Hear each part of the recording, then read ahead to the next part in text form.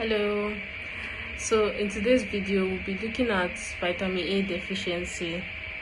So vitamin A is one of the essential nutrients that is needed in the body for healthy vision, immune function, growth and reproduction.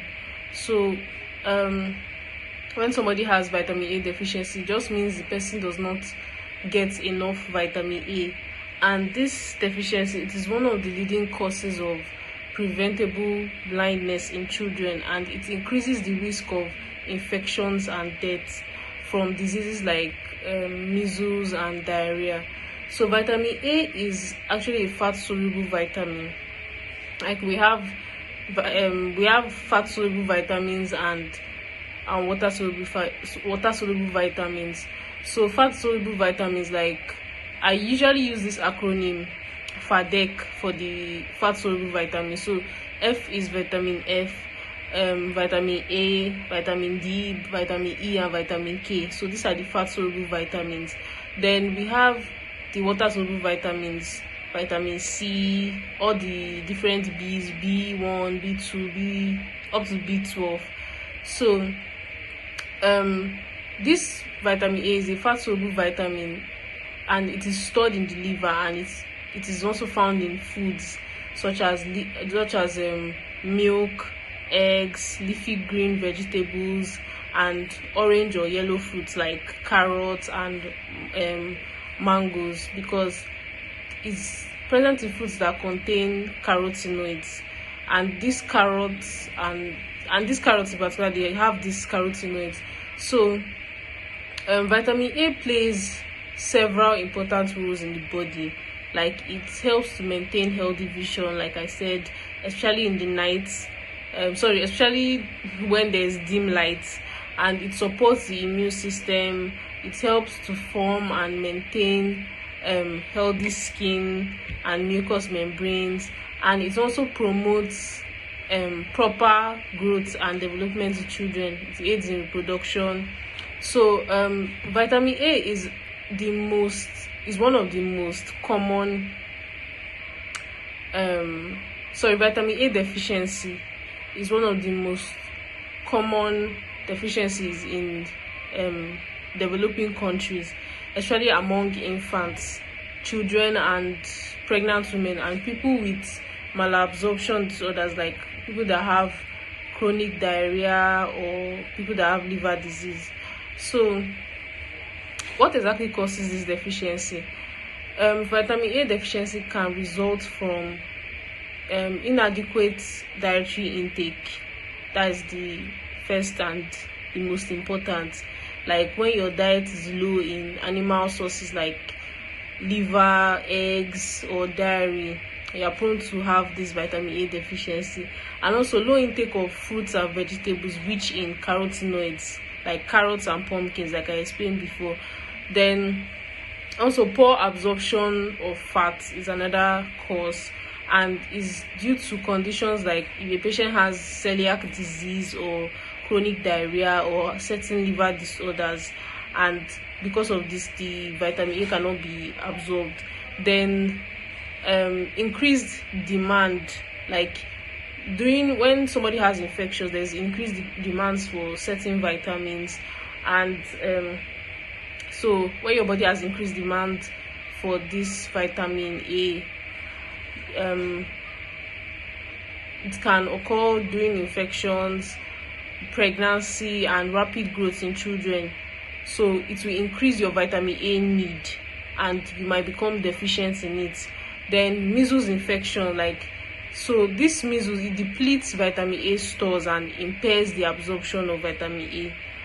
So it's the fourth reason why vitamin A deficiency can occur.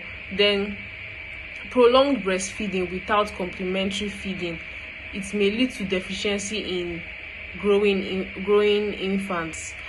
So basically vitamin A exists in two forms. There is retinol, which is the active form found in animal products and is easily absorbed and used by the body. Then we have carotenoids, which is provitamin A. and it is found in plants and is converted into retinol in the liver. So two forms, retinol and carotenoids. Retinol is the active form and is the form that is easily absorbed in the body and is the form that is used in the body, while carotenoids is the provitamin, which means it has to be converted into the active form, which is retinol, for it to be used in the body. So it is essential for maintaining the health of the retina, for night vision, and building epithelial tissues like skin, respiratory, urinary, digestive tracts. Then promoting white blood cell function is necessary for immunity and supporting bone growth and reproduction in children. So symptoms of vitamin A deficiency has both eye-related and non-eye-related symptoms. So the eye-related symptoms, number one, night blindness. This is the most common symptom. Difficulty seeing in low light. Then dryness of the eyes called xerophthalmia. Then bitter spots, which is when someone has foamy white patches on the white parts of the eyes. Then corneal ulcers or scarring, blindness in severe and untreated cases. So there's difference between complete blindness and night blindness. Complete blindness is when a person can get when they have severe vitamin A deficiency. It's different from night blindness. Night blindness is just you have difficulty seeing in low light, like light that is not so bright. It won't be easy for you to see. So other signs of vitamin A deficiency: having dry, rough skin, delayed growth in children, frequent infections like respiratory infections, urinary tract infections, gastrointestinal infections, then delayed wound healing. So all these things are is what happens when you have weak immunity. So because you are deficient in the vitamin A, you have a weak immune system, so you'll be more prone to having frequent infections and delayed wound healing, then poor appetite and fatigue. So for the diagnosis of vitamin A deficiency may involve like clinical signs, especially night blindness and eye changes. So this is the one of the common signs. Then dietary assessments like having low intake of vitamin A rich foods. Then blood tests like low serum retinol levels, which is done in research settings or specialized settings. Then response to supplementation. So improvement after giving vitamin A supplements can just confirm the diagnosis. So in most low resource settings, diagnosis is clinical. So it's just based on the person's symptoms and history. Like if you have night blindness or any eye disorder and the patient the doctor checks the patient, like asking the patient, oh, how is your diet, like do you take the required amount of vitamin A rich foods that you're meant to take, like what kind of foods do you eat, so all those kind of things. So this is just the basic way they diagnose it in developing countries. So for the treatment involves replacing vitamin A through supplements or food. So number one, vitamin A supplementation, which is given orally, usually as high dose retinol capsules.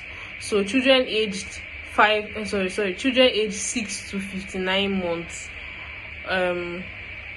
one dose is given every 4 to 6 months as per national programs. Then infants under 6 months, supplementation is only given if there is confirmed deficiency by the doctor.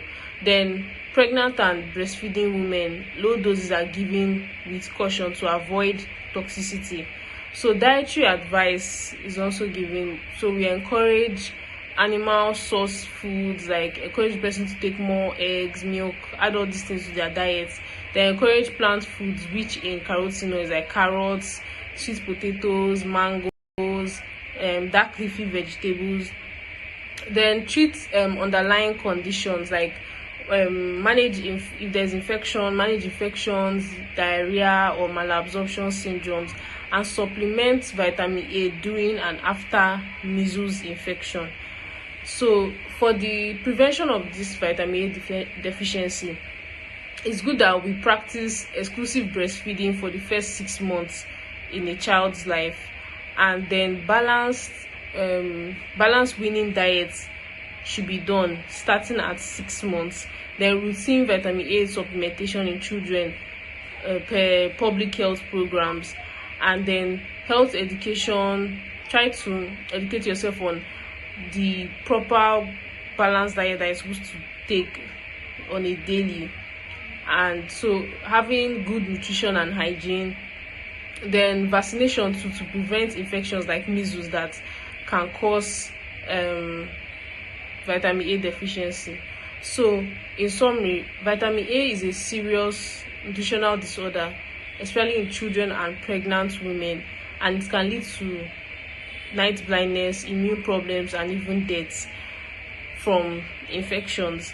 So prevention is usually, or most always, let me not say usually, it's always better than cure. Though it's always better than cure through like balanced diets, supplements, and trying to update yourself with nutrition, health education, nutritional education, or however they call it. And yeah, so that is basically the summary of this topic known as vitamin A deficiency. So I'll see you in the next video. Thank you for watching. Bye.